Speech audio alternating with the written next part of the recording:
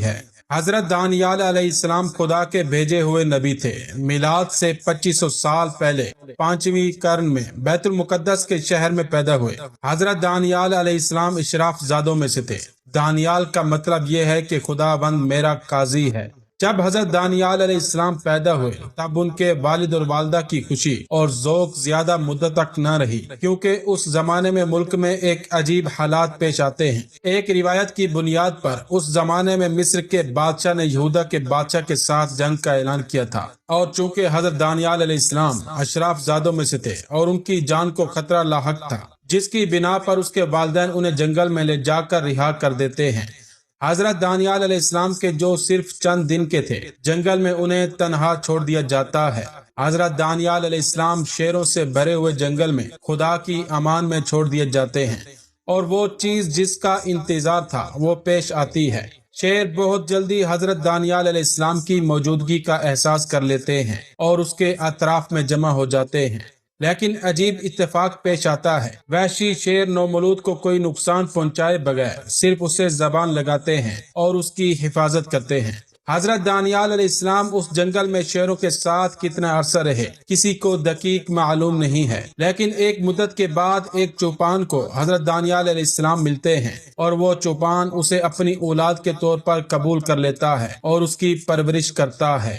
جب حضرت دانیال علیہ السلام بڑے ہو جاتے ہیں اور سخت سفر ان کے انتظار میں ہوتا ہے، آپ سب بخت النصر جو کہ بابل کا بادشاہ تھا اس کو تو جانتے ہیں، طاقتور ترین حاکموں میں سے تھا کہ جو آج تک دنیا میں موجود تھے، اور میٹرکس فلم میں بھی اس کا نام بیان کیا گیا ہے۔ حضرت دانیال علیہ السلام جب نومولود تھے تو اسی وقت ہی ان کا سخت سفر شروع ہو جاتا ہے، اور یہاں سے داستان خوبصورت بنتی ہے کہ جب وہ اور بخت النصر کا قصہ شروع ہوتا ہے۔ کہا جاتا ہے کہ حضرت دانیال علیہ السلام نے 14 سال تک بیت المقدس میں زندگی گزاری، یہاں تک کہ بابل کا بادشاہ بخت النصر بیت المقدس پر حملہ کرتا ہے اور شہر کو آگ لگا دیتا ہے، اور شہر تقریباً ویران ہو جاتا ہے۔ وہ بوڑھے افراد جو اس حادثے سے بچ جاتے ہیں مصر کی جانب بھاگ جاتے ہیں۔ جوانوں کو قیدی بنا کر بابل لے جایا جاتا ہے۔ حضرت دانیال علیہ السلام بھی ان جوانوں کے ہمراہ ہوتے ہیں کہ جنہیں قیدی بنا کر بابل لایا جاتا ہے۔ حضرت دانیال علیہ السلام کے ساتھ حضرت عزرا بھی قیدی بنتے ہیں۔ بابل کے لوگوں نے ان جوانوں کو تکلیفیں دینا شروع کر دی کہ جنہیں بیت المقدس سے قیدی بنا کر لایا گیا تھا۔ بابل کے لوگ ان جوانوں کی شکایت بابل کے بادشاہ بخت النصر کے پاس لے کر جاتے اور اس سے کہتے کہ اے بادشاہ، آپ ان لوگوں کو یہاں پر لائے ہیں، ہماری بیویاں ہم پر توجہ نہیں کرتی ہیں، اور ان کا سارا ہوش و حواس ان جوانوں پر ہے، یا ان کو یہاں سے باہر نکالیں یا انہیں قتل کر دیں۔ بخت النصر ان کی بات سننے کے بعد ان سے کہتا ہے کہ جو کچھ کرنا ہے کر لو، اس بات کا مجھ سے کوئی تعلق نہیں۔ بخت النصر اس بات کے بعد تمام جوانوں کو شہر کے میدان میں جمع کرتا ہے۔ جس وقت یہ جوان اپنی آخری سانسیں لے رہے ہوتے ہیں، بخت النصر کہتا ہے کہ رک جاؤ، مجھے وہ 4 جوان چاہیے، ان کو آزاد کرو۔ 4 جوان آزاد ہو جاتے ہیں اور بابل کے لوگ باقیوں کو قتل کر دیتے ہیں۔ ان 4 جوانوں میں ایک حضرت دانیال علیہ السلام تھے اور دوسرے حضرت عزرا علیہ السلام تھے۔ بخت النصر ان جوانوں کو اپنے محل میں لے جاتا ہے اور اپنے وزیر کو بلاتا ہے اور اسے حکم دیتا ہے کہ ان جوانوں کو خود اپنے پاس رکھو اور ان کا خیال رکھو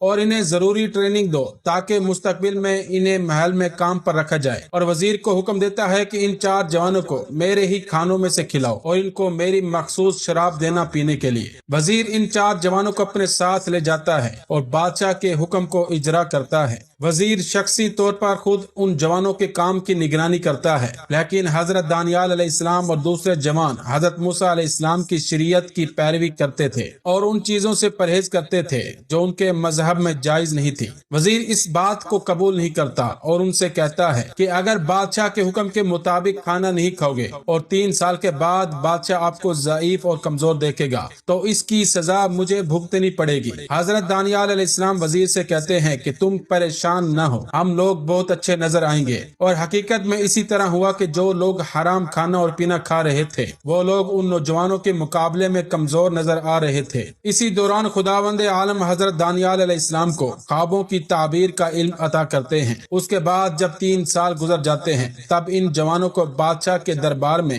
حاضر کیا جاتا ہے۔ بادشاہ ان جوانوں سے مختلف کام کرواتا ہے۔ یہ جوان سالوں بخت النصر کے قیدی کے عنوان سے ان کی خدمت کرتے ہیں، لیکن بخت نصر کو اچھا نہیں لگتا تھا۔ ان جوانوں کو قیدی کی نگاہ سے دیکھیں۔ بخت نصر حضرت دانیال علیہ السلام کو خود کا وزیر بناتا ہے اور اس دوران خدا حضرت دانیال علیہ السلام کو پیغمبری مبعوث کرتا ہے۔ بابل کے لوگ حضرت دانیال علیہ السلام کی جاسوسی کرتے ہیں اور حضرت دانیال علیہ السلام کی رفتار و کردار کو دیکھ کر ان لوگوں سے برداشت نہ ہوا اور انہوں نے کوشش کی کہ حضرت دانیال علیہ السلام کو بدنام کریں اور بخت النصر کو حضرت دانیال علیہ السلام کی نسبت بدظن کریں، اور بخت النصر سے جا کر کہتے ہیں کہ اے بادشاہ، تو نے اس شخص کو خود کا وزیر بنایا ہے لیکن وہ پیغمبر کی طرح رفتار کرتا ہے۔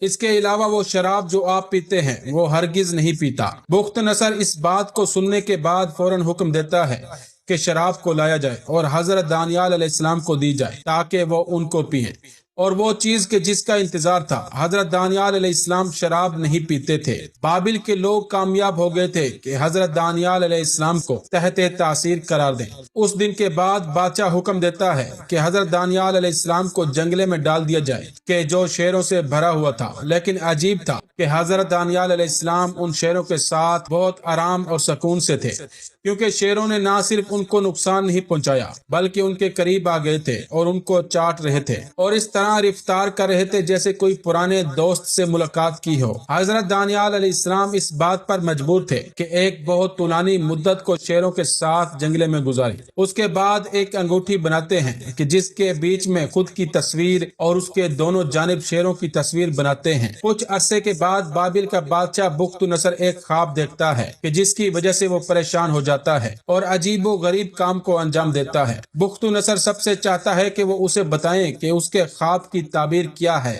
لیکن پھر بخت نصر کو بھی یاد نہیں رہتا ہے کہ اس نے خواب میں کیا دیکھا تھا۔ اس وجہ سے کوئی بھی ان کے خواب کی تعبیر کو بیان نہیں کر سکتا تھا۔ اس بنا پر بخت نصر حکم دیتا ہے کہ حضرت دانیال علیہ السلام کو جنگلے سے نکالا جائے اور حضرت دانیال علیہ السلام سے کہتا ہے کہ تم بتا سکتے ہو کہ میرے خواب کی تعبیر کیا ہے؟ مختصر یہ کہ حضرت دانیال علیہ السلام بخت نصر سے کہتے ہیں کہ تم نے خواب میں ایک مجسمہ دیکھا ہے اور ایک بڑا پتھر اس سے ٹکراتا ہے اور وہ مجسمہ ٹوٹ جاتا ہے، یعنی بخت نصر کی بادشاہی کس طرح ختم ہوگی اور بت بھی نابود ہو جائیں گے۔ یہ بات بیان کرنا ضروری ہے کہ آج کل کے محققوں کی نظر میں اس کی تعبیر کے جس میں وہ بڑا پتھر مجسمے سے ٹکراتا ہے اور بڑے مجسمے کو اس نے نابود کر دیا۔ تورات میں حضرت دانیال علیہ السلام کی تعبیر کے مطابق آخری پیغمبر اور بتوں کے نابود ہونے کی جانب اشارہ ہے، لہٰذا اس نظر سے حضرت دانیال علیہ السلام آخری پیغمبر حضرت محمد صلی اللہ علیہ وآلہ وسلم کے ظہور کی بشارت دے رہے ہیں۔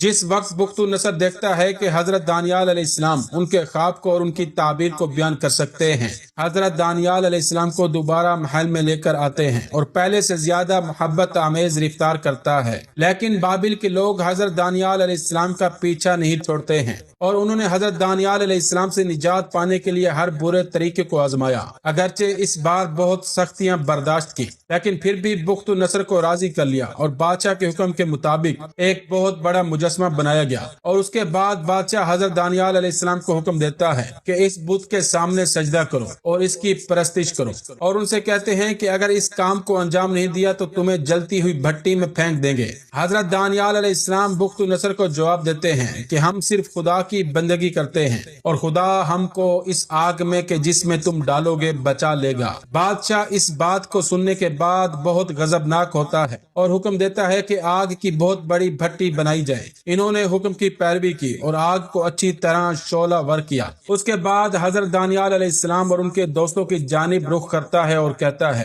یہ تم لوگوں نے خود اس کا انتخاب کیا ہے۔ اس کے بعد حضرت دانیال علیہ السلام کو ان کے 3 ساتھیوں سمیت اس آگ میں پھینک دیتے ہیں اور بخت نصر 4 لوگوں کی آگ میں جلنے کا تماشا دیکھنے کے لیے اپنے تخت کا سہارا لیتا ہے، لیکن بخت نصر اس وقت آگ میں ایک عجیب چیز کو دیکھتا ہے۔ جب غور سے دیکھتا ہے کہ آگ میں 4 لوگوں کی بجائے 5 لوگ موجود ہیں اور 5واں شخص ظاہری شکل و صورت کے لحاظ سے ان 4 سے مختلف ہے۔ کچھ لمحے گزرتے ہیں لیکن نظر نہیں آ رہا کہ حضرت دانیال علیہ السلام اور ان کے ساتھی جل رہے ہوں۔ بادشاہ اپنے سپاہیوں کو حکم دیتا ہے کہ ان لوگوں کو آگ سے باہر نکالا جائے۔ حضرت دانیال علیہ السلام اور ان کے 3 ساتھی آگ سے اس طرح باہر آتے ہیں جیسے آگ میں تھے ہی نہیں۔ بخت نصر پوچھتا ہے کہ میں نے تم 4 لوگوں کو آگ میں ڈالا تھا لیکن آگ میں 5 لوگ موجود تھے، وہ 5واں شخص کون تھا؟ حضرت دانیال علیہ السلام کہتے ہیں کہ وہ شخص جو ہمارے ساتھ تھا فرشتہ تھا۔ بخت نصر ان حالات کو دیکھ کر اعلان کرتا ہے کہ کسی کو بھی حضرت دانیال علیہ السلام کے بارے میں برا کہنے کا حق نہیں ہے، اور حضرت دانیال آخری عمر تک ان کے ساتھ رہیں گے۔ اس واقعے کو سالوں گزر جاتے ہیں اور بخت نصر بابل میں اس دنیا سے چلا جاتا ہے، اور جب حضرت دانیال علیہ السلام کی وفات کا زمانہ قریب آیا تو خداوند متعال نے حکم دیا، نور و حکمت خداوندی کو اپنے فرزند کو سپرد کر دو اور اس کو اپنا خلیفہ بنا دو۔ چنانچہ انہوں نے تعمیل ارشاد باری تعالی کر دی۔ اس کے بعد حضرت دانیال علیہ السلام کا بھی انتقال ہو گیا اور وہ وہیں بابل میں بے مقام سوس دفن ہوئے۔